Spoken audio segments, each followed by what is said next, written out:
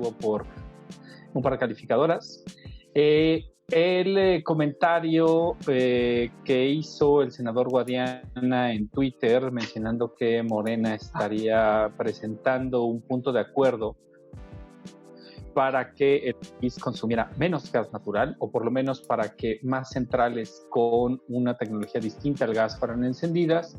Y por último, pues actualidades sobre el tema del COVID-19 y su impacto en el resto de la economía. Esos son nuestros temas para esta noche. Vamos a estar hablando durante aproximadamente 1 hora, hora 20 minutos, para terminar a las 9:30 en punto. Y en esta ocasión estaremos realizando ahora sí la grabación de esta conversación para después compartirla con todos ustedes. Paul, por favor, adelante. Pues sí, ya estamos grabando, creo que estamos haciendo 2 grabaciones, no vaya a ser, para tener varios mecanismos. Y afortunadamente creo que ahora sí tomamos previsiones para evitar que suceda lo que en aquella ocasión sucedió, que nos hackearon nuestra pantalla. Pero bueno, estamos bastante contentos con este tema. Creo que lo que más nos ha sorprendido a todos en estos momentos es la degradación de la calificación. Y ahí, Gonzalo, si estás todavía, me gustaría que empezáramos con ese tema. Creo que es el tema en boga, creo que es el tema más interesante, y que le vayas cediendo la palabra a quien quieras para poder hacer un diálogo circular. Déjennos sus preguntas en el chat, váyanos comentando todo, y si quieren hacer algún comentario en vivo para poder desbloquear su micrófono. Adelante. Pues bueno, ya a final de cuentas tenemos lo que se había venido esperando desde hace 2 años, y es que Pemex pierde la calificación crediticia. Originalmente había sido Fitch el que nos había tirado de la tablita. Hoy ya estamos justamente con Moody's 2 de 3, se cumple la regla, y vamos a empezar justamente a ver todo esto.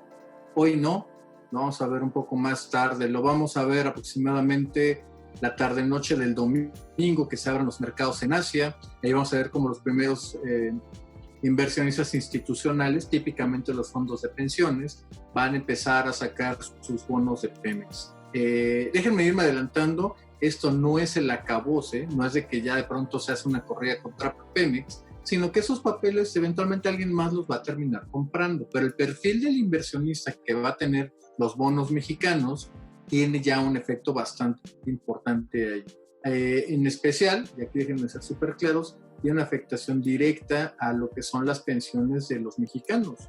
El 80% de la deuda de Pemex está denominada en moneda extranjera. Sin embargo, el 20% restante, aproximadamente un poco más de $20,000 millones, al tipo de cambio del día de hoy estaríamos hablando unos 480,000 millones de pesos, se han justamente emitido en la Bolsa Mexicana de Valores a través del fideicomiso F-163. Al día de hoy, justamente ya 2 de las 3 calificadoras, Fitch y Moody's, también en esta deuda mexicana o denominada en pesos también no lucen nada bien, así que veremos ahí un elemento central. Ahorita pues justamente es lo que ha pasado. Ahorita vamos a ver las primeras reacciones, que por desgracia han sido bastante pobres en la Secretaría de Hacienda. No hemos visto ninguna reacción de la Secretaría de Energía, mucho menos de Pemex, y bueno, nada más dejarlo en esa parte totalmente factual. Ahorita entramos más a la parte del análisis. Con eso, si quieren, pues se lo paso tantito la bolita a Eric para que nos dé las impresiones de cómo esto luce, este ángel caído, el más grande probablemente del mundo. Ya, bueno, Gonzalo ya hacía un excelente acercamiento a esto. ¿Qué es lo que sigue? Ya comencé a explicarlo, pero lo que veremos del lado de los mercados, ya no del lado de la reacción por parte del gobierno, estrictamente ya con 2 calificadoras extendiendo su degradación de la calificación. La mayoría de los fondos, más allá de únicamente los fondos de pensiones que ya citaba Gonzalo, tienen por política retirar su participación por políticas de lo que ellos llaman aversión al riesgo. Vaya, no pueden permitirse fondear una empresa que sea, por un lado, exista posibilidad de que haya impago, por otro lado, de la cual no haya una rentabilidad que puedan asegurar para sus tenedores finalmente, o quienes compran esta deuda. En escenarios, ¿qué tan grave puede ser esto? Algunos de ustedes sabrán o no leído por ahí un ensayo que alguna vez hice, que desafortunadamente parece irse cumpliendo, y el tema o lo delicado está, como ya Gonzalo decía, en quién sea el nuevo acreedor de la posesión de esa deuda. Estrictamente tienen dos alternativas los actuales tenedores de deuda. Una es reclamar el pago de la deuda, que evidentemente se muestra complejo. Básicamente se los voy a poner así, ¿no? Imaginen que lo que cualquiera de nosotros en la llamada, paga de renta cada mes, nos dijeran de un día a otro, oye, ¿sabes qué? La calificadora dio una opinión negativa acerca de tu posibilidad de seguirme pagando, así es que necesito que me pagues lo que resta del año de renta mañana. Nadie podría hacer frente a eso, ¿no? Entonces, ¿qué es lo que podría pasar? A partir de ahí tienen más o menos 6 meses, de acuerdo, ¿no, Gonzalo?, para ejecutar la deuda por política, y si no, su alternativa es vender esa deuda de modo que transmitan la obligación de la recuperación del pago de la deuda, o existen alternativas en las que esperemos no llegar, pero es la reclamación del pago de deuda a través de la reclamación de activos, ¿no? ¿Qué es lo que puede llevarnos esto a un escenario que no queremos ver, pero que es plausible en el peor de los escenarios? Que la deuda sea reclamada en activos a través del origen de quien es reclamante de la deuda. Muchos de ellos en Estados Unidos, y bueno, hay algunos assets estratégicos en Estados Unidos que la petrolera tiene y no quisiéramos ver reclamados, ¿no? Solo por pelotear el tema, Gonzalo, te devolvería la palabra a menos que alguien quiera sumar algo más. Por favor, adelante. Claro que sí. De hecho, déjenme darles un par de elementos para ir abriendo así que la conversación con todos. Creo que eso va a ser bastante interesante. Que te suban o que te bajen el grado de inversión es relativamente fácil cuando las decisiones son tan obvias como está pasando al día de hoy, o tan difícil, porque la última vez que le subieron la calificación a México y a Pemex fue justamente cuando se cambió la constitución, la reforma energética. No es nada sencillo. Hoy no tenemos tantos elementos positivos para ver que justamente eso se logre regresar. Hay otro elemento que también hay que ponerlo claramente. La otra impacto que tiene es justamente un problema de finanzas públicas. Esto justamente, la baja de la calificación aumenta el costo de la deuda, y como también se la bajaron al soberano, esto implica un efecto cascado sobre las demás cosas que están respaldadas por el riesgo país. Llámese Pemex, llámese CFE, llámese estados y municipios.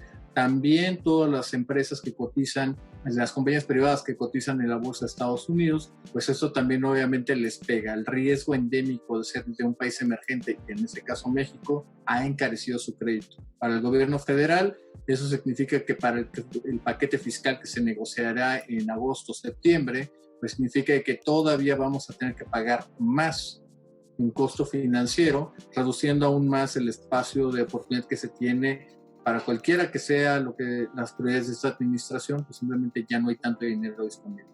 Es ahí donde estamos.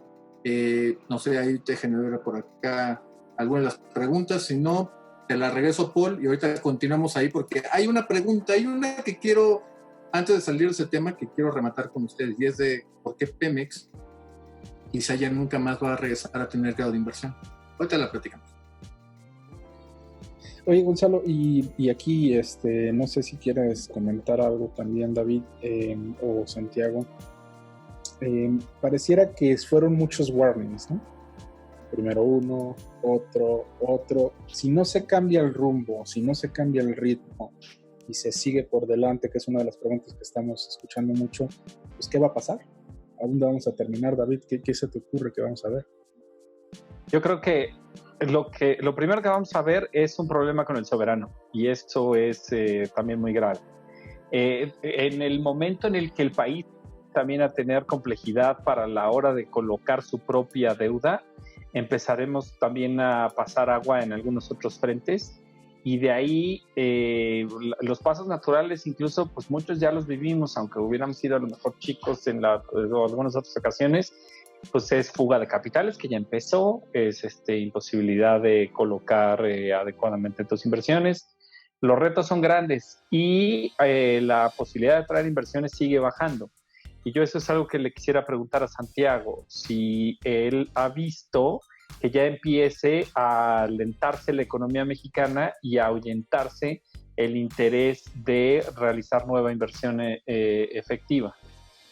¿Qué tal? Buenas noches a todos. Muchas gracias, David, por el uso de la voz. Y bueno, 2 puntos. Respondiendo primero a tu pregunta, ahorita en lo particular, sí, ese tema del retiro de la inversión aquí en México, pues ha sido todavía un poco lento. Yo creo que muchas empresas, muchos inversionistas han estado esperando de alguna manera la reacción del gobierno federal.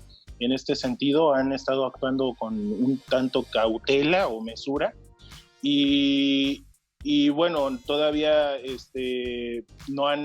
hasta el día de hoy no se ha visto un retiro de la inversión. Incluso se veía que a pesar de, trayendo el ejemplo aquí a la mesa, el de Constellation Brands, estábamos viendo que a pesar de la situación que había ocurrido recientemente con la consulta popular, la empresa pues insistía, ¿no?, en querer ver la forma de dónde llevar esa inversión o cómo tratar de llegar a un arreglo con el gobierno federal. Y aquí y bueno, más o menos ahora sí que espero que quede un poco cubierta esa parte. Realmente esa pregunta quede contestada con eso. Aquí hay un tema también importante que, bueno, el día de mañana, como bien refería Gonzalo, el día lunes no sabemos cómo vayan a reaccionar los inversionistas. Ese es un punto muy importante a revisar. Yo creo que va a depender mucho de la respuesta en la mañana por parte del presidente de la República, pero atendiendo a la experiencia que ya tenemos, pues ya pues digo, la verdad es que el panorama se torna un tanto negativo y muy probablemente en las próximas semanas vayamos a comenzar a ver una fuga de capitales importante o al menos significativa en el país. Y el segundo punto que quería comentar, y algo muy importante que comentó Eric, es el tema legal que tiene ahorita Pemex encima. Sí, incluso por ahí estaba viendo una pregunta que bueno, la empresa productiva del Estado finalmente es una persona moral, ¿sí? Es una empresa, es una persona moral con todas ahora sí que los atributos que tiene de acuerdo a la legislación mercantil, con la salvedad de que, bueno, el gobierno federal es el dueño de esta empresa, ¿no? Ahora sí que es uno de los principales accionistas. Entonces, ahí en ese sentido, pues, y respondiendo un poquito la pregunta que habían soltado ahí en el chat, en este sentido, ahí está el problema latente de que posiblemente Pemex en algún momento se declare en insolvencia, o incluso existe el peligro o el riesgo que, atendiendo a los compromisos contractuales que tiene tanto con las entidades financieras Petróleos Mexicanos, con otras o con sus proveedores en todo caso, pudiera existir ahí la posibilidad de que, atendiendo a esos puntos contractuales, pues ya comiencen a ejercitar alguna clase de acción legal en contra de la petrolera, ¿sí? Y eso obviamente pues puede desencadenar algún problema, pero digo, esa es finalmente mi percepción sobre el asunto, y yo creo que Gonzalo quiere comentar algo al respecto. Sí, muchas gracias. Déjenme ahí hacer muy claro, yo creo sinceramente que no hay un riesgo de insolvencia en Pemex. Hay riesgos de liquidez, pero de insolvencia no lo veo. ¿Por qué? Y otra vez creo que aquí hay que entrar a detalles muy finos, y está en toda la parte de lo que era originalmente la deuda Pidiregas, con la cual se financió el Estado mexicano en el sector energético, buena parte de lo que fueron los 2000 y todavía incluso la pasada década. Esas cláusulas con las cuales se emitió una cantidad exagerada, sinceramente, de deuda para financiar a las empresas del Estado y también para pagar impuestos, traen las cosas muy interesantes que seguramente algunos encontrarán similar a lo que pasó con el aeropuerto, que son las famosas cláusulas de cross default. Si el Estado mexicano, o en este caso Pemex, no cumpliera, no hiciera esos pagos que tiene que hacer a su deuda, es un evento de incumplimiento no solo sobre la deuda de Pemex, sino sobre toda la deuda respaldada por el gobierno federal, con lo cual entonces ya no estamos hablando de una porción de la deuda, sino estamos hablando de toda la deuda de Pemex, más toda la deuda del gobierno federal, más de estados y municipios, y se calcula, a lo mejor a esta Ana Lilia nos puede dar alguna cifra de finanzas públicas. Esa cifra, si mal no recuerdo, equivale a más de 430 mil millones de dólares, que es poco más del 25% del PIB a precios corrientes. Así que en este caso, pase lo que pase, literalmente son capaces de desaparecer el IMSS, el ISSSTE o de quitarle todavía más dinero a la seguridad o a la salud pública, pero esas deudas se van a tener que pagar porque el costo de no hacerlo es acabar con el país de una forma prácticamente instantánea. Y Ana, estabas poniendo ahorita en el chat algo bien interesante. ¿Nos puedes platicar un poquito más de esto? Creo que se liga bastante con lo que decía Gonzalo. Sí, gracias, hola a todos. No tengo el dato tan certero, Gonzalo, ahorita te lo busco, pero algo muy relacionado y que podría entrar en juego, y yo no soy abogada, entonces tal vez Santiago nos podría orientar un poquito más, es que hace unos meses el Congreso pasó, y también pasó medio inadvertido en medios de comunicación, el tema de que la ley de concursos mercantiles antes no contemplaba a las empresas del Estado, ¿no?, como sujetas a esa ley, y simplemente la modificaron para que sí se pueda incluir. Esto, mi intuición es que podría ser como un salvavidas para el tema de la deuda pública y para las finanzas públicas, siendo que pudieran estar pues beneficiadas de la ley de concursos mercantiles. Y así un poco evitar, ¿no?, poner en riesgo todos los, digamos, los activos o la deuda que está comprometida con los estados y municipios. No sé, Santiago, ¿tú podrías orientarnos un poquito en la parte legal? Ok. Bueno, sí, gracias, Ana Lilia. Mira, sí, en efecto, recientemente hubo una modificación a la Ley General de Concursos Mercantiles, y bueno, yo realmente, desde el punto de vista jurídico, yo veo, sí, como bien lo refieres, con una especie de salvavidas, como retrasar jurídicamente ahora sí que no me gustaría decirlo de esa manera, pero yo creo que es la forma más acertada. Yo creo que es hacer más larga la muerte de Pemex.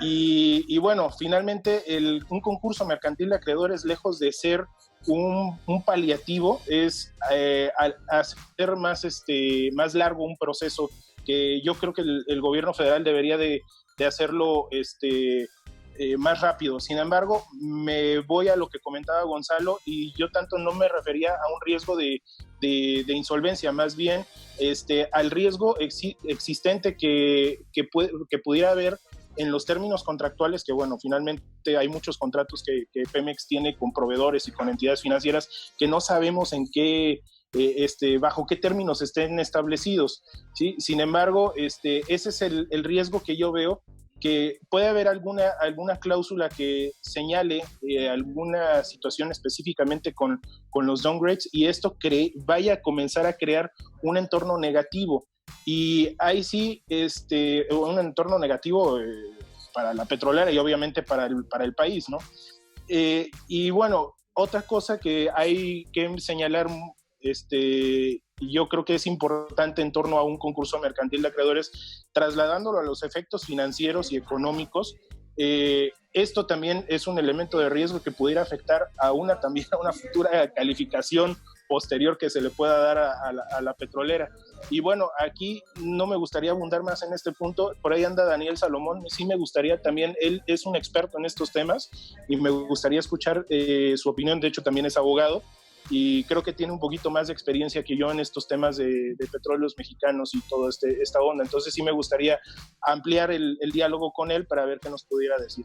Muchas gracias, Santiago. Pues sí, estoy escuchando y muchas gracias por permitirme participar. De hecho, es algo que todos los abogados que estamos en despacho ahorita estamos analizando mucho, y es el tema que bien primero mencionaba Eric sobre la posibilidad de ejecutar ciertos bienes o poder hacer digamos, pagarse o cobrarse con activos. Parece que tenemos en mente que eso se puede hacer en activos pues, cuando se encuentran otras jurisdicciones, pero incluso ante jurisdicciones locales como México, activos que se encuentran en México, no es tan claro si puede o no se pueden ejecutar esos activos. Entonces, les pongo un ejemplo, lo que mencionaba Gonzalo de los PIDIREGAS y cómo estaban respaldados el cross default antes, tenían un poco la lógica de que las empresas productivas del Estado no se habían transformado en esto que ahora son. Hay que ser sinceros, hay una indefinición en la naturaleza jurídica, por más que las personas que idearon la reforma energética le pusieron el nombre que le quisieron poner, no queda claro, por ejemplo, si esto encuadra en lo que dice el Código Federal de Procedimientos Civiles. El Código Federal de Procedimientos Civiles, en el artículo 4, dice que todos los contratos mercantiles que celebren las dependencias, las empresas paraestatales, etcétera, no podrán ser ejecutadas o contarán con este privilegio un poco por la autoridad, ¿no? Se estarán respaldadas por el gobierno federal. Sin embargo, cuando tú mencionas empresa productiva del Estado y te vas a la ley de Pemex y ves que la ley de Pemex dice que van a poder funcionar como una empresa de naturaleza mercantil y van a celebrar actos mercantiles y un poco la idea de la reforma era quitar un poco esta carga al gobierno sobre sus acciones, pues no queda tan claro. Entonces, sí va a haber muchos acreedores que van a buscar la forma de ejecutar activos en México, van a encontrar seguramente argumentos legales y de bastante peso para poder hacerlo.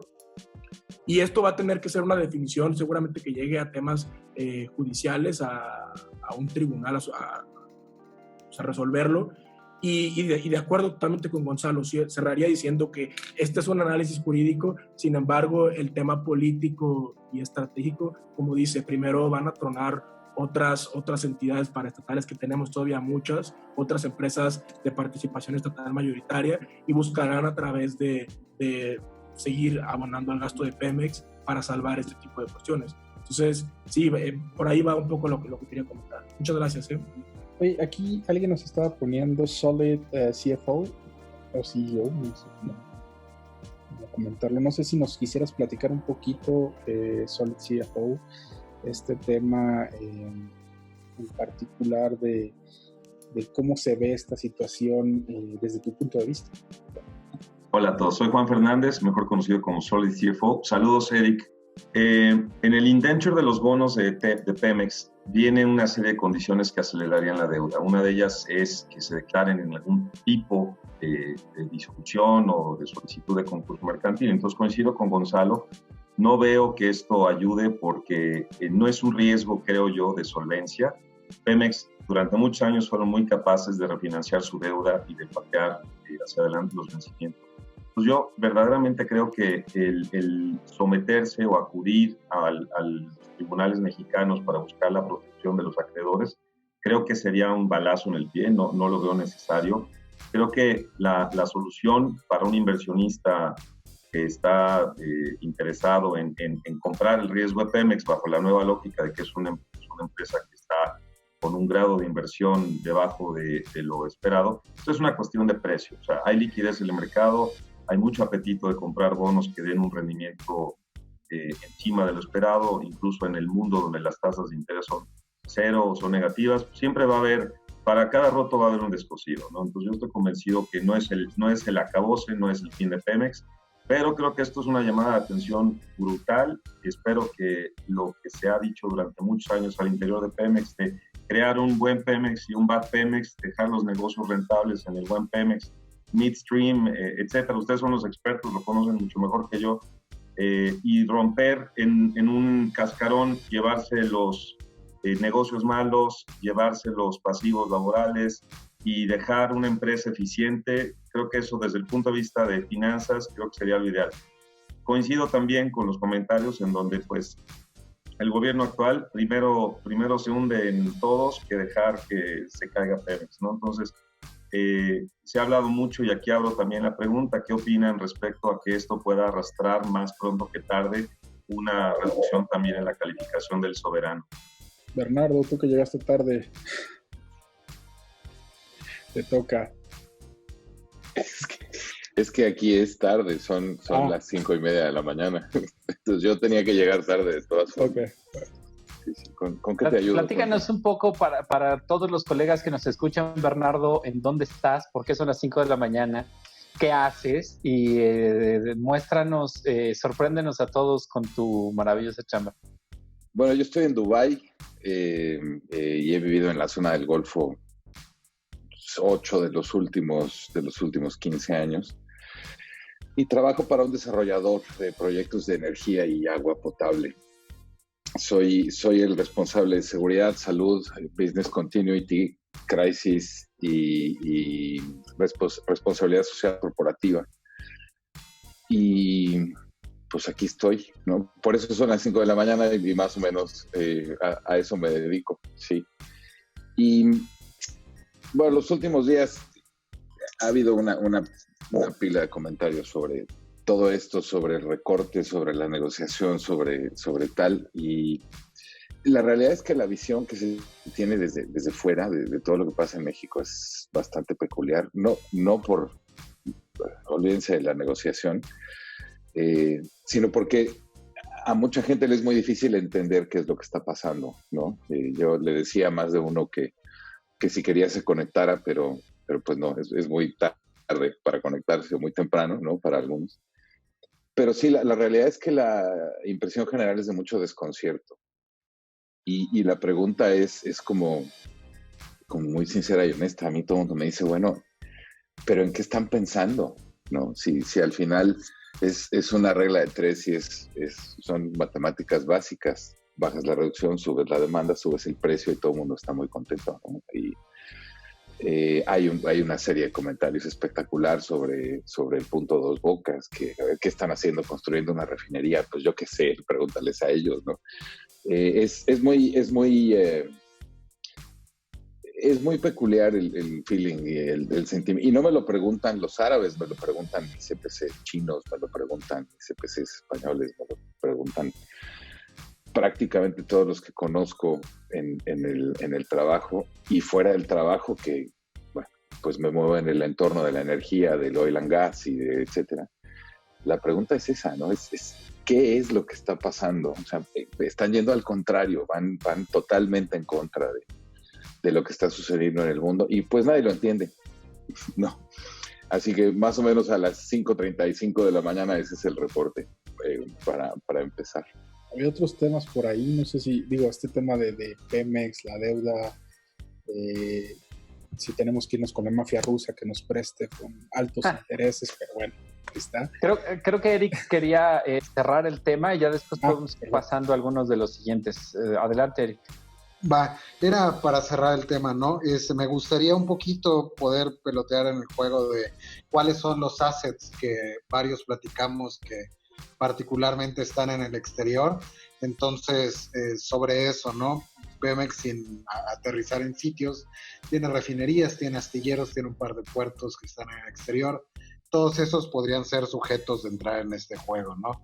Y yo era más bien regresar un poquito para pasar al siguiente tema que teníamos en agenda, que es cuáles son los outcomes, el aftermath de lo que sucedió en la reunión de la OPEC.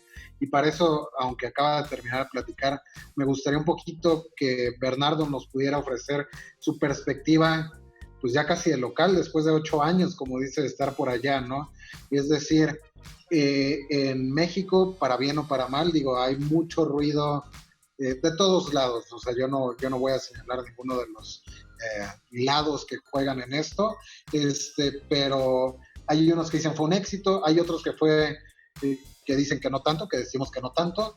Me gustaría saber, desde la perspectiva del mundo árabe, cómo se perciben no solamente el comportamiento, sino las acciones, que además algunas de esas ya maneja perfectamente Bernardo acerca de qué significan estos descuentos y a razón de qué son. O sea, ¿qué llevó a que se diera esta reacción? Bueno, pues es muy sencillo.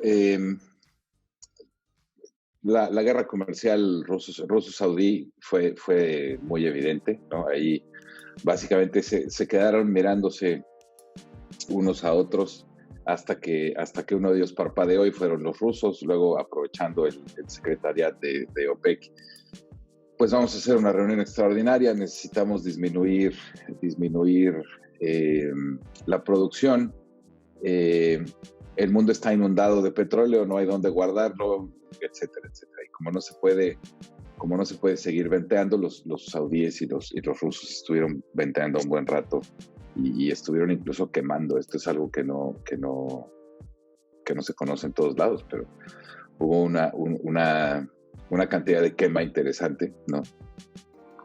Al final, era evidente que con la actuación que se tuvo en la reunión iba a haber una reacción. O sea, no es tan fácil como llegar ahí y decir, pues mira, pues yo vine aquí y pues produzco lo que me da la gana y no voy con los lineamientos del resto, y me voy y se aguantan, ¿no?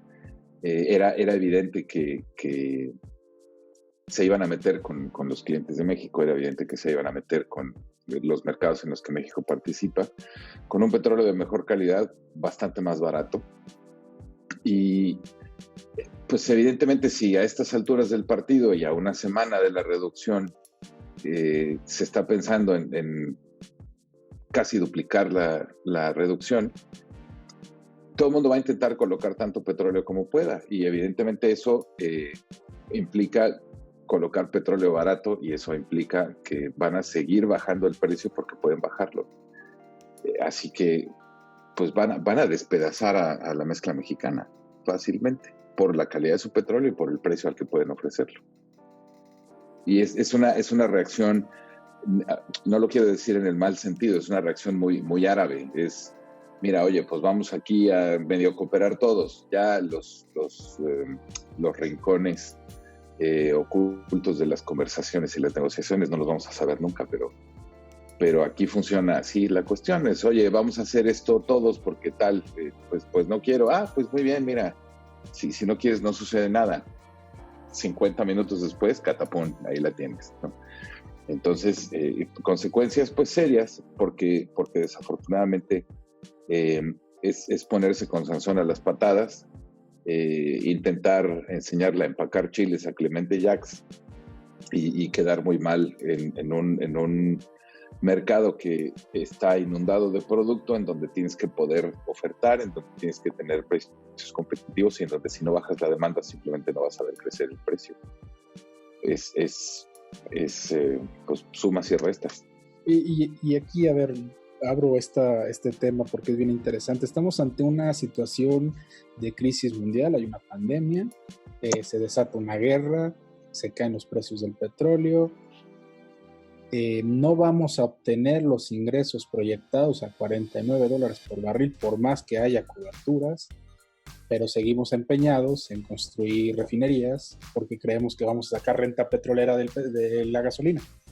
Pues ¿quién la quiere tomar? O sea, ¿realmente hacia dónde vamos con esto? ¿Cómo nos afecta en el presupuesto? ¿Para qué queremos una refinería, Bernardo? Que te veo con cara de qué quieres decirle. Para nada. Estuvimos haciendo números, Eric y yo, un día por el puro gusto. Y si estiras la producción de todo el sistema nacional, vamos a suponer que hubo dinero y pusiste todas las refinerías a trabajar. Llegaste, las reconfiguraste y las acomodaste muy monas, las pintaste, barriste, le quitaste el pasto, terminaste Dos Bocas, la arrancaste a tiempo y etcétera, etcétera, etcétera. Si México consigue hacer eso, toda la gasolina que produzca todo el Sistema Nacional de Refinación en un mes, da para ponerle 30 litros de gasolina a cada vehículo de gasolina en un mes. O sea, que no te da ni para un tanque.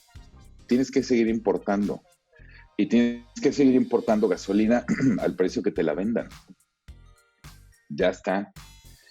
Entonces, además, tú vas a producir gasolina muy cara. Tienes que importar crudo fino. Si reconfiguras a crudo fino las refinerías anteriores y Dos Bocas, pues tendrás que importarle su crudo también, porque quiero pensar que es para procesar crudo fino. Pues si quieren procesar pesado, entonces es gasolina más barata que la que importas. pierdes porque pierdes. Ya olvídate de los comentarios de que si la plataforma está muy mona y de que si van a llegar a tiempo. Con toda la capacidad del Sistema Nacional de Refinación no puedes producir gasolina suficiente. Tendrías que tener 3 o 4 Yamnagares. No, el aplanado está muy bien, sí, no, parejito y todo, ¿no? Pero al final, o sea, necesitarías 4 Yamnagares para tener esa cantidad de gasolina. A ver, Erika aquí decía algo de la amortización. Decía, y la amortización del CAPEX, que es lo básico. ¿Qué significa esto? Hay un error que causa un poco de ruido en cada vez que se habla de costos del lado de Pemex, porque consideran que una vez construida la infraestructura y que además siendo, ¿cómo se llama? De alguna manera el costo operativo, el personal lo paga el Estado, generalmente es alusivo, y es un gran ejemplo el costeo que se presenta, los $16 que nos han dicho de explotación de barril de petróleo. Pero eso es porque no consideran, uno, el personal, que hablando estrictamente de refinerías, por ahí me han leído en publicaciones o en Twitter hablar de la tasa de barril hombre que existe contra las refinerías más eficientes del mundo, Yamnagar, una de ellas. Port Arthur en Estados Unidos quizás sea el extremo de la cadena, pero bueno, la más automatizada del mundo. Entre ellas, más o menos para el procesamiento de 100,000 barriles de crudo, necesitan alrededor de 200 personas, considerando desde personal relacionado, más soporte, más. En México, en los números reales, de acuerdo al Sistema Nacional de Refinación, para procesar 100,000 barriles de crudo se necesitan 2,225 personas. Entonces, ese es uno de los costos que no se incluyen casi siempre en la ecuación. Y para el caso de una obra nueva, aquí seguramente tendría otra vez que estar casi haciendo una conversación casi con Bernardo, pero cuando construimos una obra, el CAPEX es el dinero que necesitamos para llegar de cero a que esté construida, incluyendo este bonito aplanado en terreno, el camino que en realidad debería ser lo último en construirse. Tú no sabes exactamente dónde va a quedar la entrada, entonces al rato quizás tengan que alinear para que no vaya a quedar solamente como paseo a la playa.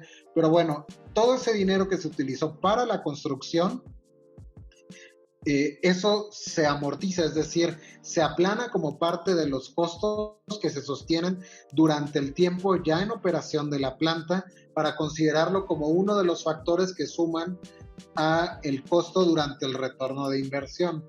Sé que está muy largo, pero lo que significa es que tú lo que esperas como dueño de una obra que en teoría llegaría rentable, es que esa inversión que hiciste al inicio, durante los ingresos que vas recibiendo conforme la estás operando ya, lo vayas recuperando.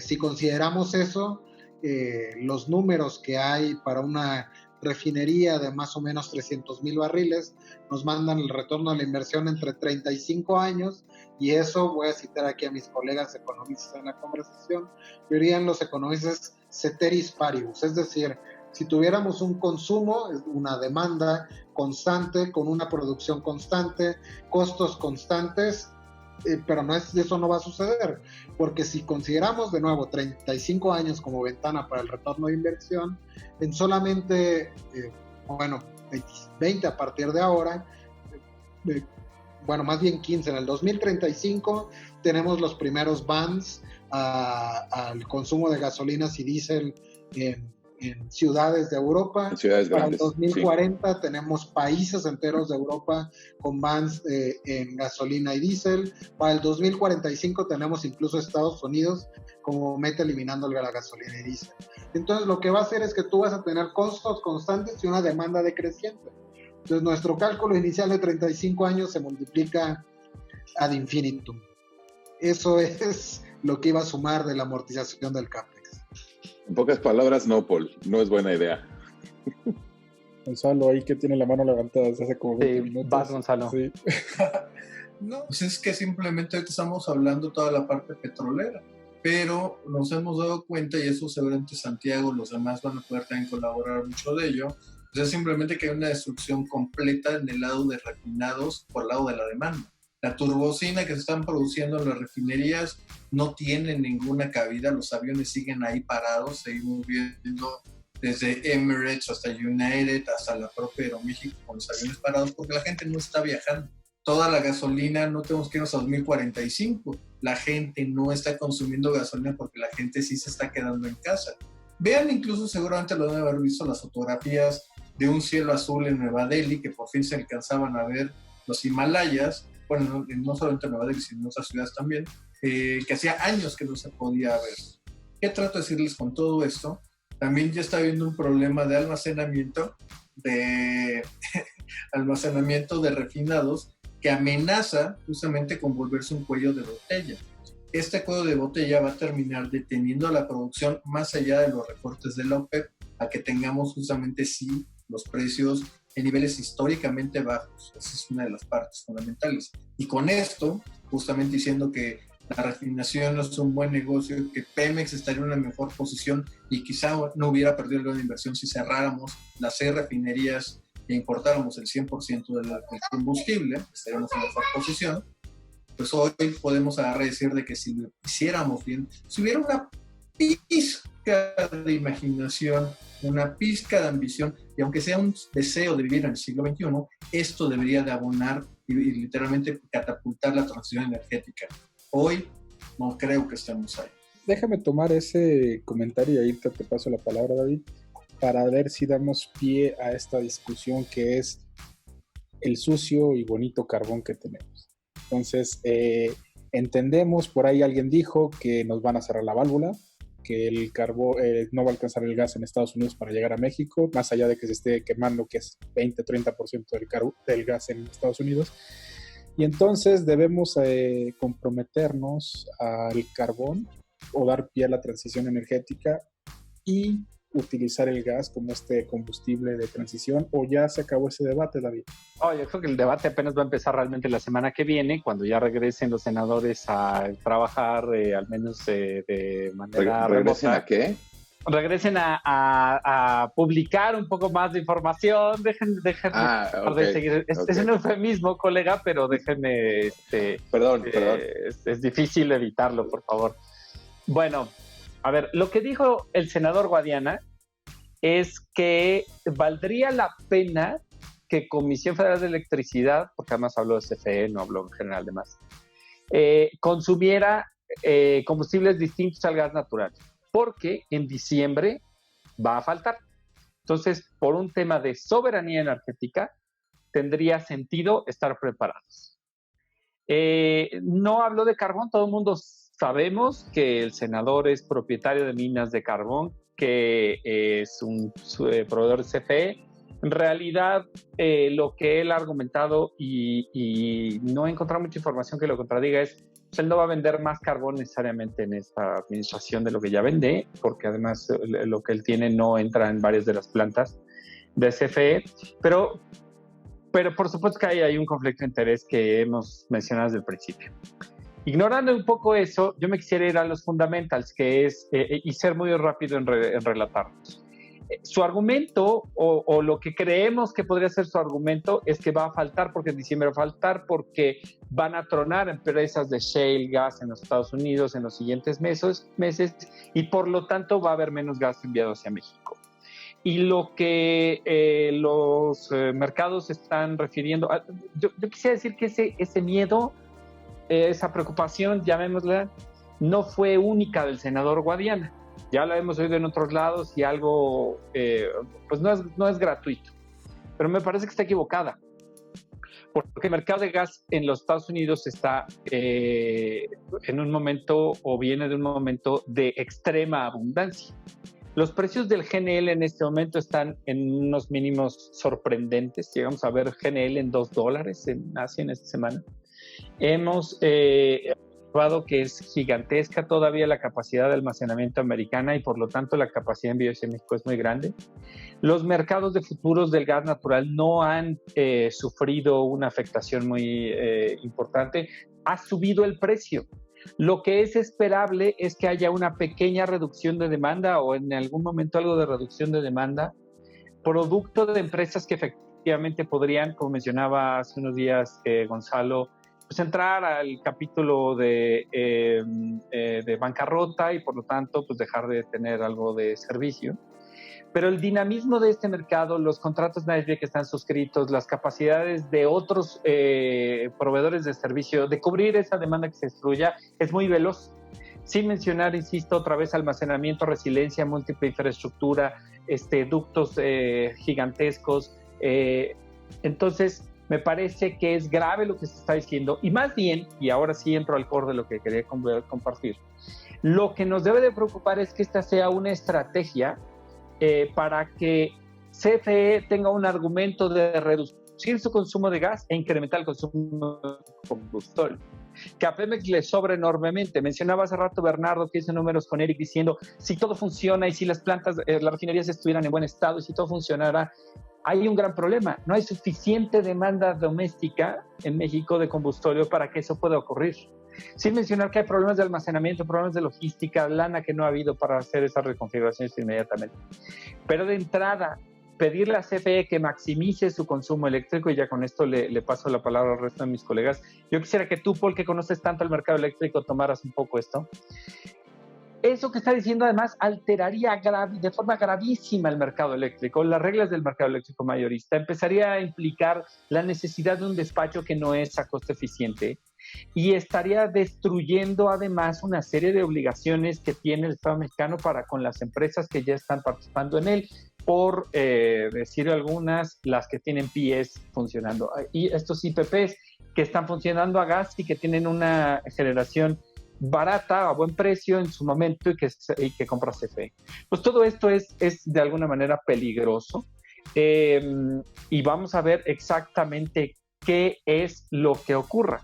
Y coincido con lo que menciona en este momento Clanto, es de alguna u otra manera falta de una obligación de pagar por transporte que no se utiliza, por preocuparnos de qué es lo que va a ocurrir en las siguientes semanas, porque esto es gravísimo. Entonces vamos a producir más refinados en el país, que son mayormente combustóleos, no tenemos la capacidad de exportarlos, tampoco de almacenarlos, y pareciera que el único cliente que tenemos es CFE.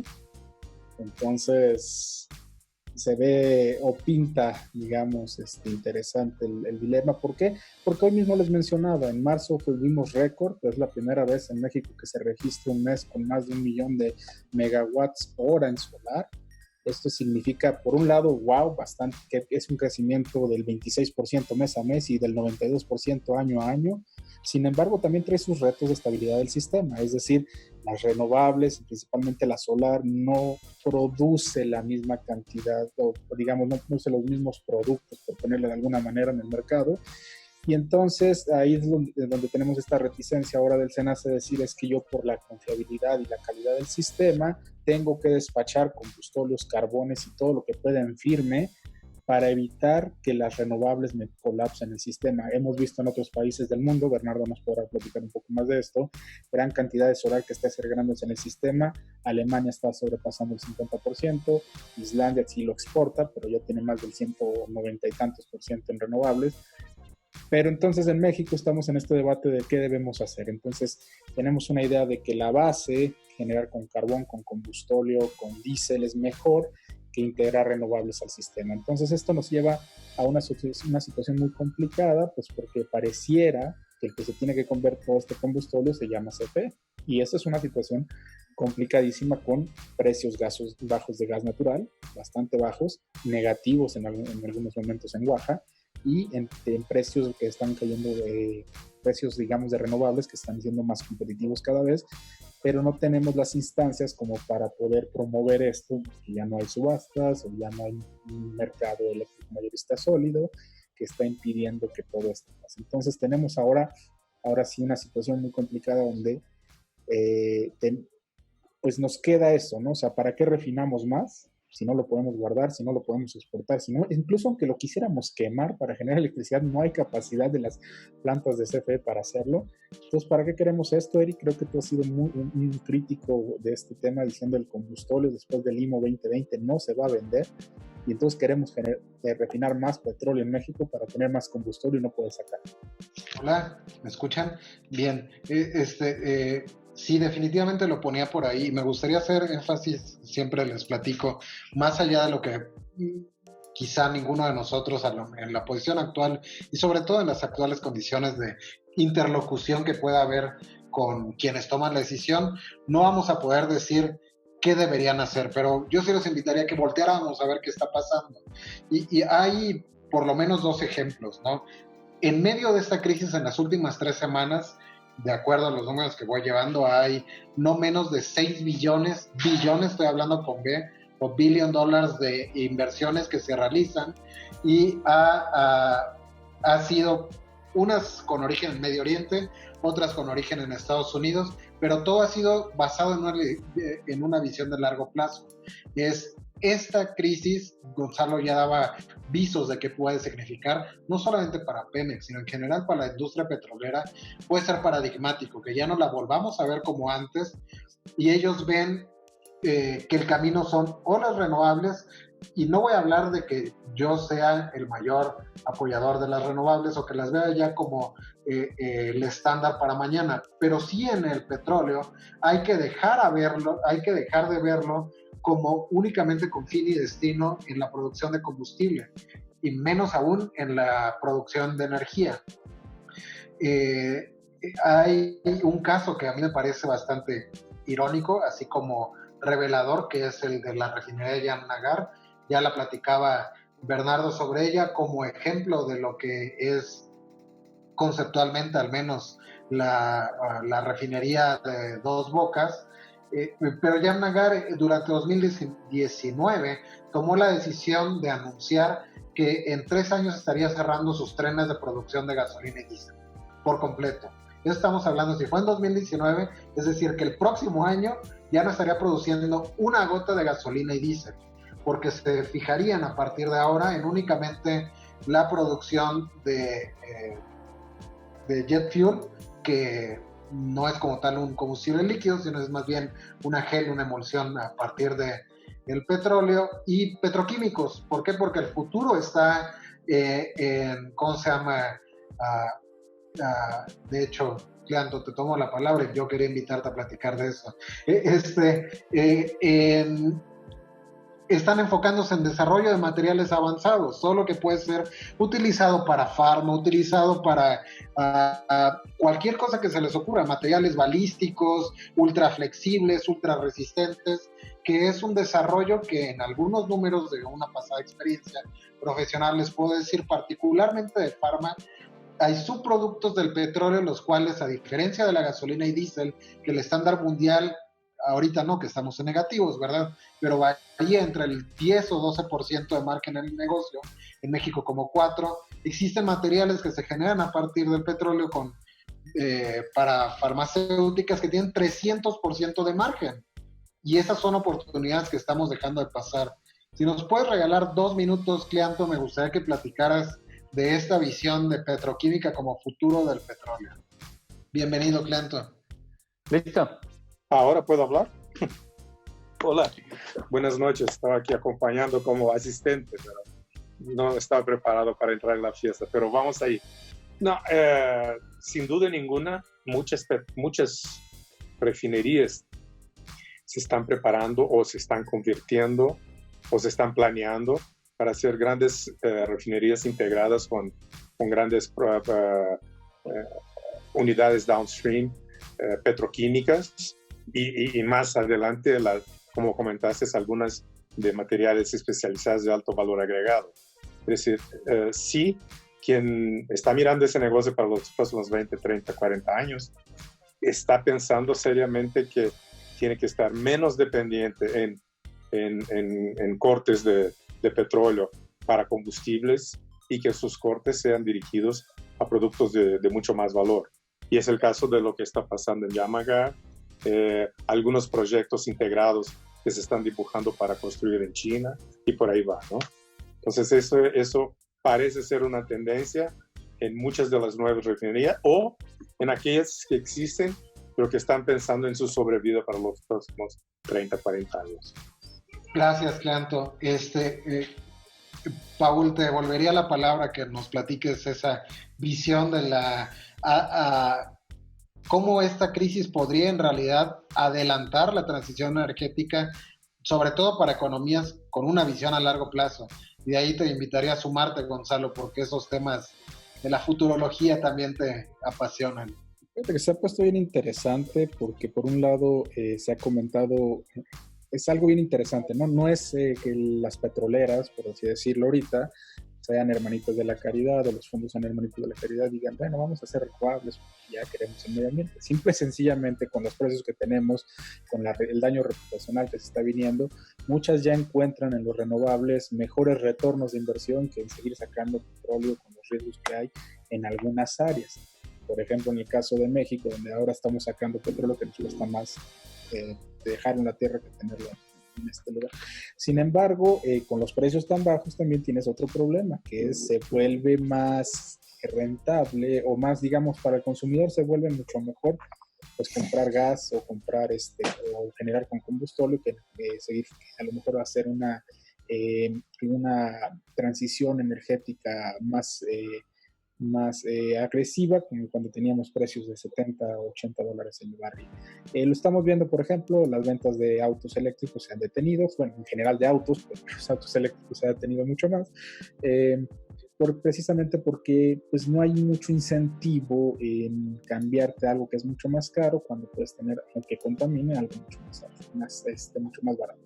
Entonces, sí, por un lado hay un interés, hay mejores retornos de inversión, los fondos están volteando a ver las renovables. Shell ahora ya dijo, bueno, para 2050 también voy a hacer Carbon Zero Net, o sea, vamos a encontrar la manera de llegar a cumplir con los compromisos que tenemos. Pero por otro lado tenemos otros países que dicen, bueno, a mí lo que sea más barato es a lo que le voy a apostar, y le voy a apostar, si tengo precios deprimidos de hidrocarburos, pues voy a comprar hidrocarburos, ¿no? Ese es el tema. Quizá el carbón ahí haría en paréntesis porque es bien interesante cómo más bien ahí todos los fondos están tratando de huir del carbón, y con esto dejaría la palabra a Gonzalo. Están tratando de huir porque ven más riesgo, daño reputacional, ya no le ven tanto interés, ya no le ven tanto futuro como el petróleo quizá, y entonces están dejando el carbón de un lado y se están concentrando en renovables e hidrocarburos. Fíjense, ahorita qué buena forma y qué buena se fue hacia allá la discusión. La realidad es que yo creo que el mundo y las dinámicas, las urgencias, incluso el propio sentido de urgencia y las prioridades que teníamos hace 3 meses, 4 meses, están cambiando muchísimo. ¿Y a qué me refiero con eso? Ahorita se los puedo adelantar, gracias al coronavirus, este va a ser el año donde más emisiones hayamos bajado en los últimos 20, 30 años probablemente. Es una cosa impresionante, justamente porque todo se está parado. Obviamente el sentido de urgencia se va a perder en un sentido. Las ganancias en eficiencia, ya como decía Paul, y ahorita lástima que no anda Víctor por acá, que se sabe esos números al detalle, pues obviamente tenemos las energías renovables principalmente han sido competitivas completamente, pero en un mundo de precios prácticamente negativos, algo que no pueden ofrecer las energías renovables de ninguna forma, simplemente no se puede. Pues simplemente ahí es donde vamos a ver dónde está esta parte, ¿no? Los planes de aceleración o del desfase que estábamos viendo, pues ya no necesariamente se tiene tanto el sentido de urgencia de todo eso. Y hay que encontrar una cosa, y es ahí donde en la parte futurista hay que entender una parte.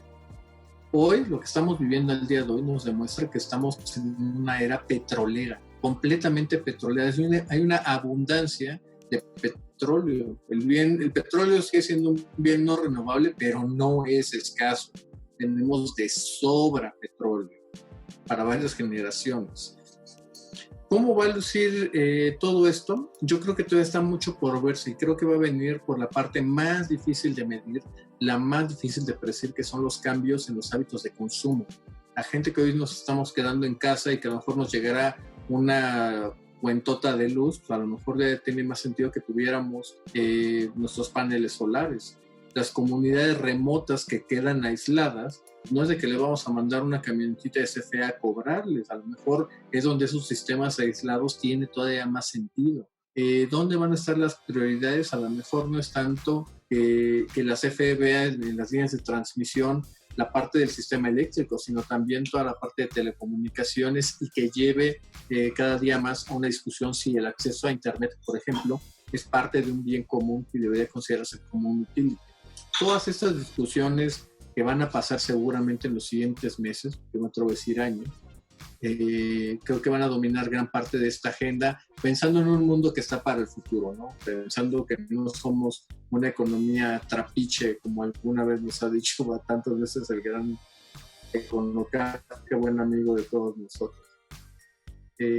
Con esa, Paul, creo que está complicado lo que va a venir para adelante. Y ahora sí que, a ver, échense algunas preguntas, alcancé a vernos muy rápidas, pero por favor, Paul, tómalas tú. Y en lo que vamos leyendo las preguntas, Santiago, ¿y cómo cambia ahora sí el negocio de Downstream? ¿Hacia dónde va? Bueno, hace rato Gonzalo, creo que fue Gonzalo quien comentó el tema del ¿cómo se llama?, de la destrucción de la demanda. Y bueno, esa situación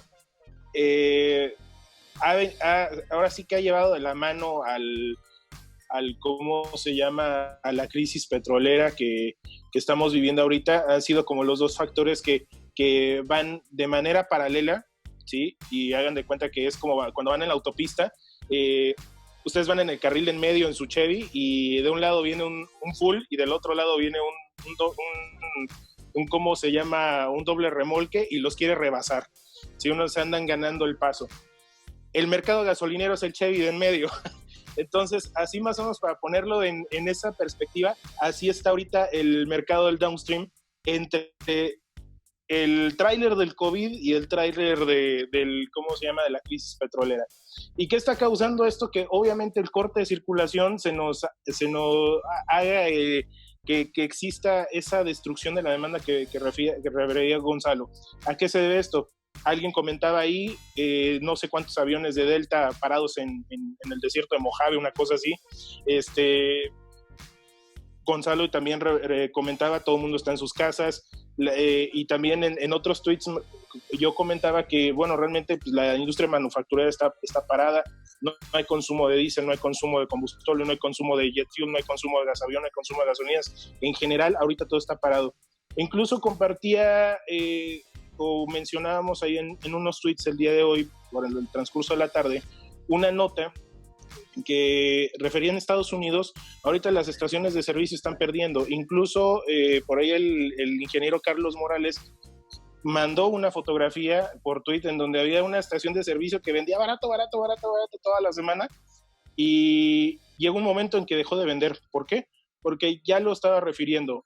Este descenso brutal de los precios que está sucediendo y lo hemos visto el día de hoy, cerró el mercado de la gasolina RBOB en 70 centavos el galón. Estamos hablando de 3 pesos más o menos el litro, 4 pesos el litro más o menos. Pues toda esta situación ha venido acarreando que ya en los precios de traslado, es decir, del precio original desde el mercado internacional hasta el precio público general, se vaya arrastrando una pérdida, ¿sí? Y el que más, Daniel, que no vaya a ladrar, y bueno, el que ahora sí que está sucediendo que en esta cadena, como yo lo veo, el último eslabón es el gasolinero. Entonces, el gasolinero, pues su margen se ve reducido. ¿Por qué? Porque hoy compra caro, bueno, la semana pasada compró caro y hoy está más barato. Y en precio público está todavía más barato el producto. Entonces, esta cadenita o este precio de traslado va causando que el gasolinero vaya teniendo que asumir esa pérdida y obviamente pues los márgenes de utilidad se van disminuyendo. ¿Y qué es lo que sucede? Lo que salió en esa nota, me parece que era de Wall Street Journal o de Bloomberg, una cosa así, en donde referían que mejor cierran operaciones. ¿Por qué? Porque es mejor quedarse con ese producto y esperar a que se vuelva a abrir la demanda. Pero ahí es donde viene parte del análisis que yo vengo haciendo. ¿Qué es lo que va a suceder más adelante? Cuando estamos viendo que las refinerías están parando porque hay un crack en el mercado, no está saliendo producto, no se está vendiendo, los almacenamientos están a tope, ¿sí? ¿Por qué? Porque no hay demanda y seguían produciendo, entonces los almacenamientos estaban llegando a tope. Además de que ahorita pues la política norteamericana, que yo me refiero a los Estados Unidos porque ahí es donde se centra nuestra mayor importación de gasolinas, ahorita la política norteamericana es buscar almacenamiento para el relajo del petróleo. Ellos buscan dónde almacenar su petróleo. Entonces van a sacrificar gasolinas y refinados para seguir metiendo crudo. Entonces, ¿qué es lo que van a hacer? Pues van a estar cerrando el almacenamiento para ¿cómo se llama? Para el almacenamiento de crudo. ¿Y cuándo viene lo peligroso aquí en esta situación del downstream? Cuando la demanda se recupere, es decir, cuando levanten las cuarentenas y la gente salga desbandada a sus oficinas, la industria se reactive y todo el mercado vaya recuperando paulatinamente, ahora sí que su dinámica normal, que todo el mundo conoce, ¿sí? Ahí es donde va a comenzar a haber una demanda brutal otra vez de petrolíferos. Obviamente los precios van a aumentar debido a que las refinerías de aquí a que empiezan a actuar otra vez, de que empiezan a producir, va a haber un delay de varias semanas, tal vez unos meses, ¿sí? Porque están paradas y digo, no es así como llegar y encender la estufa y ahora le vamos a cocinar petróleo, ¿sí? Sino que tienen que hacer una serie de trabajos técnicos de prearranque y arranque y estudios después del arranque para poder empezar a producir gasolinas y refinados. Entonces, ese delay va a causar que exista una volatilidad en el mercado y obviamente pues, los precios de las gasolinas en el índice del comercio internacional aumenten por la razón de la demanda y en el precio de traslado obviamente pues vaya a aumentar. Entonces, ese es el escenario que yo veo. Sin embargo, como ya lo ha comentado también Eric, muy puntualmente también Paul, la tendencia va a seguir como se ha estado comportando, va a ir a la baja. Cada vez se utilizan menos combustibles fósiles y obviamente el mercado de los vehículos, por ejemplo, los vehículos eléctricos, incluso Tesla, y ahorita ya hay otros desarrollos de transporte pesado con vehículos eléctricos, ¿no? Entonces va muy avanzado ese tema, ¿sí? Y los países que utilizan en mayor medida los combustibles fósiles, pues están dejando de utilizarlos, a excepción de México por las políticas que tenemos aquí, pero finalmente la tendencia es esa de que el refinado se vaya utilizando menos. También estaban comentando, va muy relacionado con el tema del IMO que estaba comentando Eric, y básicamente esa es la perspectiva que yo tengo desde cómo se llama, desde mi visión en el downstream. Gonzalo, ¿nos querías comentar algo? Les quiero hacer una pregunta provocadora, porque viendo al menos los 57, 60 que estamos aquí, hay bastante brain power. Así que déjenme hacerles una pregunta provocadora a todos, sobre todo para que la pensemos, no solamente vamos a encontrar la respuesta ahorita. En las condiciones actuales que tenemos, y así lo que estamos viendo hacia el futuro, ¿creen que Pemex pueda recuperar el grado de inversión? Se las dejo a ustedes, ahora sí que denle. La pregunta es, y está en nuestro chat, considerando que ni el gobierno ni Pemex tienen intención alguna de cambiar sus posturas, ¿qué tanto más van a caer? ¿Qué tan rápido? En el largo plazo creo que podríamos esperar que algún día en esta década o en la que sigue, la década está por terminar, así es que no creo que en esta, pero en algún momento de los siguientes 2 lustros a lo mejor se podría recuperar, pero pues para eso tendríamos que tener otra política pública, ¿no? De entrada ahorita creo que está todavía un poco más apremiante tratar de contestar. ¿Va a caer más la calificación de Pemex? ¿Va a arrastrar más al soberano? ¿Vamos a llegar a tener alguna gravedad más? Siento que Eric ha opinado que sí, que todavía no hemos visto el suelo. Adelante, colegas. Juan, Solid CFO, que hablaba hace rato, ¿quieres abonar algo? Gracias. No, pues creo que muy interesante mi visión, y creo que lo que escuché hoy se modula un poco. Yo no soy experto energético, yo me dedico a las finanzas, pero creo que lo que estamos viendo que está pasando con Pemex era algo que está esperando el mercado desde hace tiempo. Ya hay efectos muy descontados. Va a ser interesante ver el lunes cómo amanecen las cosas con el tipo de cambio, con el precio de los bonos. Y pues a mí me gustaría escuchar de parte de ustedes en la siguiente, si ya no hay tiempo hoy, pues si fueran ustedes el director general de Pemex o el secretario de Energía o secretaria de Energía y tuvieran el oído del presidente, ¿qué le recomendarían? A ver, ¿cuáles son las acciones inmediatas para hacer una pausa y replantear el business case de Pemex? Creo que lo hemos dicho todos en diferentes instancias. es el desinvertir en cosas que no hacen sentido. Empecemos por Dos Bocas, que ni siquiera está construido y está gastando dinero. Sigue por refinación, sigue por estaciones de servicio. Ahí corrígeme si me equivoco, Santiago, pero el esquema de franquicias de estaciones de servicio, si no te está generando valor, pues a lo mejor es un momento de replantearse todas estas estrategias y empezar a ver los activos que sí te dejan valor, ¿no? O sea, cuáles son las áreas donde Pemex sí pudiera generar valor, y quién sabe si hasta una reingeniería interna tiene que ser. O sea, el sindicato, el contrato colectivo no puede seguir de la manera, la analía lo ha dicho varias veces, de la manera en que está, la manera en que el sistema de transparencia se maneja tampoco puede seguir de la misma manera. Pemex, de la misma manera, cualquier cambio que le hagamos, cualquier Fobaproa petrolero que hagamos en él, no va a salir adelante si sigue en el mismo sentido que sigue hasta ahora, con esa nómina tan amplia. A ver, Ana, y por favor. Espérate, ahí tenemos al iPhone de Daniel que levantó la manita. A ver, vamos a ver qué dicen. Sí. ¿Qué dicen? Buenas noches, la verdad es un gusto poder estar con ustedes, con personas que conocen esta industria más que lo que yo pueda conocer. Mi pregunta y mi comentario es, bueno, ¿Pemex aún tiene salvación? Yo creo que no. No, y si tiene algo que aportar a México, ¿qué todavía le va a aportar? ¿Dónde está el aporte? Y la siguiente es, bueno, después de esto viene Comisión Federal de Electricidad. Ahí alzaría la mano para después cederle a Gonzalo, que lo vi por allá sentir. ¿Pemex tiene salvación? Por supuesto que sí. A ver, yo, si bien persisto o mantengo una dicotomía alrededor de que veo cerca ya el modelo de las NOx para estos tiempos, el fin del modelo de las NOx para estos tiempos, lo repetiría. Sin embargo, esto no limita a que una NOx, si se adapta a estos tiempos, pueda persistir. Es a lo que voy, ¿no? Hasta el momento, en el mundo entero, solamente hay 2 NOx en el planeta que no tengan por lo menos un porcentaje de participación privada dentro de sus acciones en todo el mundo. Y el comparativo va a ser feo, pero es la realidad.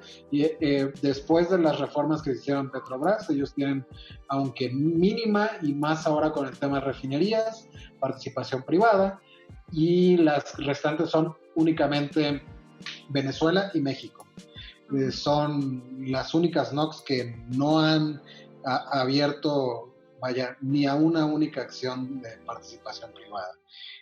Los casos extremos, obviamente, casi lo podríamos, toda proporción guardada, poner como state of the art, sería Statoil, que ya ellos mismos ni siquiera se consideran así una petrolera, sino más bien una empresa de energía que tiene inversiones por todo el planeta, particularmente renovables, y retiró su fondo, igual que México, un fondo soberano por completo que tuviera participaciones en petróleo, por considerarlo algo que no solamente estaba en temas de reputation risk, que ya era algo que ponía sobre la mesa a Paul, que básicamente es lo que las personas opinen de que la empresa participe en acciones, para este caso, que puedan dañar el ambiente, más en la cultura actual, quizás para nosotros millennials más, no es algo que se vea tan bonito. Entonces, es la respuesta, creo, va en ese camino. Uno, sí se puede, ¿cómo? Pues los ejemplos que cito creo que dicen cómo lo han logrado ya los que lo han logrado. Y por ahí, creo, me decía Gonzalo antes de seguir él, Fausto, por favor, adelante. Hola, ¿qué tal? Buenas noches a todos. Tomando un poco lo que mencionaban de qué es lo que podría hacer o qué es lo que atacarías, qué es lo que ves que Pemex podría comenzar a hacer, pues creo que una de las... Lo que a mí me ha dejado de enseñanza todo lo que he visto últimamente, creo que los 2 principales factores que afectan a Petróleos Mexicanos es la deuda excesiva que tiene, y en segundo, pues es el alto pasivo laboral. Yo creo que esos 2 son elementos claves si en algún momento quiere se quiere rescatar nuevamente a petróleos mexicanos, ¿no? Habría que trabajar en ellos porque al final del día la discusión creo que no está en si deja de producir para ser más rentable o no, o si sigue produciendo o no. El tema es que al final del día el costo de Pemex se establece en términos de que nos platican de los $14, pero hay especialistas que dicen que 40 si le sumas todo, etcétera, etcétera. Yo creo que llegaría incluso a los 60, 70, porque no importa si Pemex produce un barril o produce los 1,600, o dice la Secretaría de Energía que produce unos 781 en marzo, la deuda y el pasivo laboral es algo que le tienes que sumar al costo. Entonces, creo que esas serían las dos cosas que a mí se me ocurre que serían como principales en atacar, porque mientras eso siga existiendo, ese es un fijo que siempre vas a tener que acarrear dentro de la operación de Pemex, ¿no? Gracias. Y en ese sentido, Fausto, los pasivos del año pasado, la mitad se la debemos a los trabajadores y la otra mitad se la debemos a los acreedores externos, y tendríamos que vender 3 veces Pemex para poder pagarle estos dos grandes pasivos. Es increíble. Gonzalo y luego Ana Lilia para darles. Mira, aprovechando que anda por acá Fausto, a mí me gustaría replantear así tal cual. A ver, vamos a pensar que el presidente, y ese es un hipotético, claro, que el presidente López Obrador decide dar vuelta, literalmente el timón a 180 grados, y a ver, esto no está funcionando, ¿qué tendríamos que abrir mañana para hacer JVs competitivos? Con la parte competitiva se ha hablado de toda la parte fiscal, tamaño de bloque, estructura, bla, bla, bla. Toda esa parte ya la doy por hecha que vale la pena discutirla. ¿Qué áreas podríamos echar a andar en producción relativamente rápida que nos aportara un poco de valor en esta coyuntura de una demanda que no termina por levantar, o a lo mejor es momento de cerrar algunos pozos? ¿Tú qué piensas, Fausto? Asumiendo que el precio de la mezcla sube y pues sus principales marcadores también suben y hacen atractivo nuevamente el negocio petrolero. No, déjalo que subiera ahorita. Vamos a pensar de 20 para abajo. Ok, de 20 para abajo. Yo honestamente no le veo mucho valor a tierra, no le veo valor a gas. Yo me iría por aguas someras, con yacimientos que tengan volúmenes importantes. Y esto me lleva a, por ejemplo, traer a colación el tema del caso Zama. Zama tiene una volumetría de barril de producción en sitio entre 1.5 y 2 billones de barriles de petróleo crudo equivalente. De acuerdo a las últimas estimaciones que Talos hace con respecto al volumen estimado recuperable, son alrededor de 700 millones de barriles. Entonces, para mí, ese es un proyecto que creo que sería rentable en los precios actuales de petróleo. Ese costo de producción sería algo como lo que acaba de hacer Noruega al anunciar, no me acuerdo cómo se llama el yacimiento que acaba de abrir, el Borr, no sé qué, que también es en aguas someras de Noruega, y los costos de producción le salen en los $6 a $8 o hasta $14. Entonces le es rentable el abrir ese tipo de proyectos. Yo creo que proyectos como Zama, creo que el gobierno debería de ser más serio y de sentarse ya a negociar con Talos.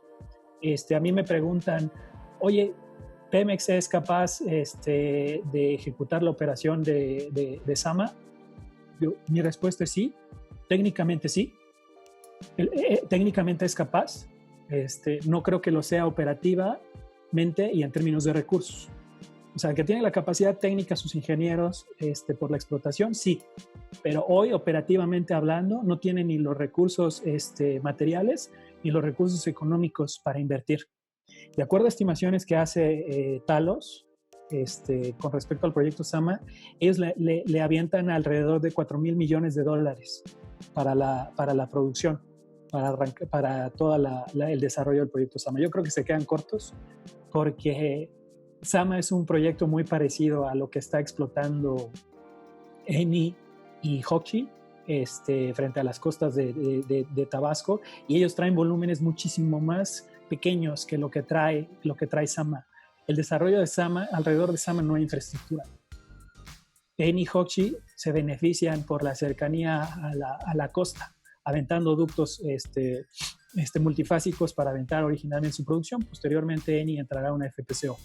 Entonces, en ese caso, para el caso de Talos, pues 4,000 millones se me hizo muy, muy, muy barato. Yo creo que estará en el orden de los 6,000 a 8,000 millones de dólares para desarrollar el campo, pero aún así sería viable. Es un campo que se ve viabilidad entre los 35 y 45 años, ¿no?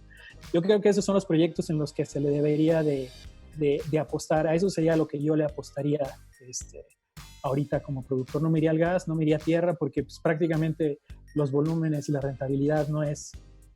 La volumetría, en precios como estos necesitas volumen.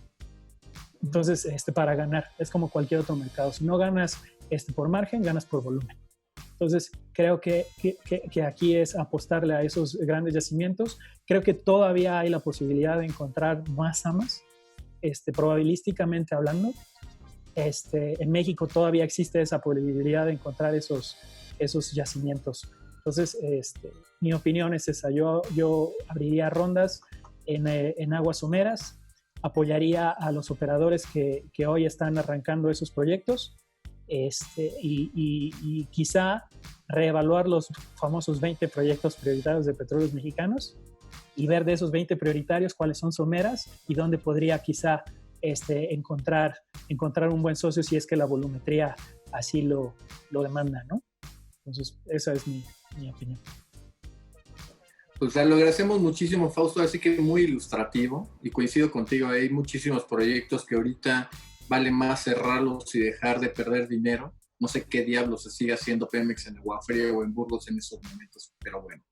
Se nos van a quedar justamente muchas preguntas en el tintero. Acompáñenos la siguiente semana, o si ocurre algo antes, acompáñenos. Ya Paul creo que está poniendo el fondo de pantalla con el cual se cierra una semana espectacular. Lávense las manos, dice Bernardo, mira. Y bueno, muchísimas gracias, Bernardo, lo hizo muy bien. Lávense las manos, cuídense, stay safe, stay home. Un abrazo a todos, muchas gracias. Que estén muy bien, chao, muchas gracias. La siguiente semana. Así es como...